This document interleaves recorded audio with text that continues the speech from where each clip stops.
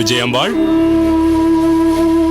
விஜயாம்பாள், விஜயாம்பாள், சொல்லுங்கள் சுவாமி. என்ன செய்து கொண்டிருக்கிறாய்? தெய்வவாரி சுவாமிக்கு புழுங்கல் அரிசி கஞ்சி தயார் செய்து கொண்டிருக்கிறேன். இளஞ்சூடாக இருந்தால்தானே வாய்க்கு பிடிக்கும். எல்லாம் சரிதான். இந்த தெய்வவாரி அமுது செய்ய வேண்டுமே. நீங்கள் சொல்வதென்னமோ மிகவும் சரிதான். தினமும் ஒரு பிடி அளவாவது அவரை சாப்பிட வைப்பதென்பது பெரும் பாடாக இருக்கிறது. குழந்தையாக இருந்தாலும் பாலாடையை வைத்து புகட்டி விடலாம். இவரை எப்படி சமாளிப்பதென்றே புரியவில்லையே. சரி, சீக்கிரம் எடுத்துக்கொண்டு வா. ஆகட்டும் சுவாமி.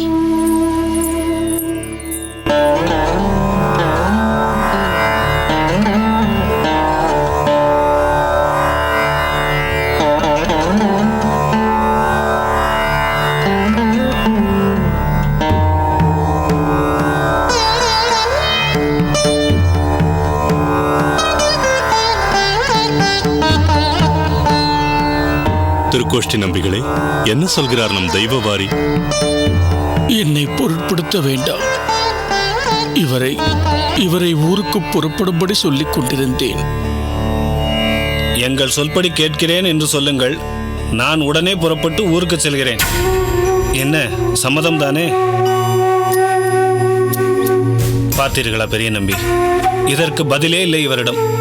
மொத்தத்தில் பிடிவாதம் ஒன்றையே தனது சொத்தாக வைத்துக் கொண்டிருக்கிறார் இவர். வார்த்தையால் என்னை சுடாதீர்கள் திருக்கோஷ்டி நம்பிகளே. அவர் அப்படி என்ன சொல்லிவிட்டார் தெய்வவாரி ஆண்டாரே?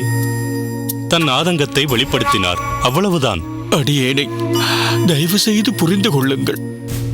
ஆச்சாரியர் சொல்லியே பல வேளைகளை செய்து பழகிவிட்டேன்.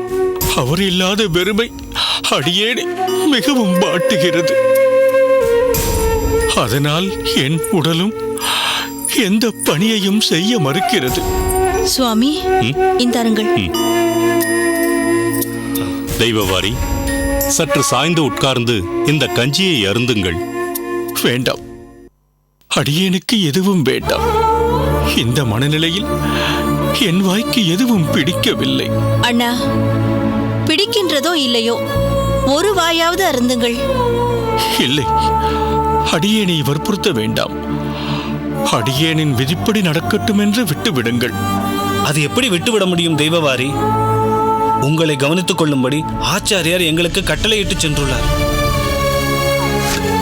ஆனால் நம் ஆச்சாரியரின் கருணைக்கு அடியே பாத்திரமாகவில்லையே.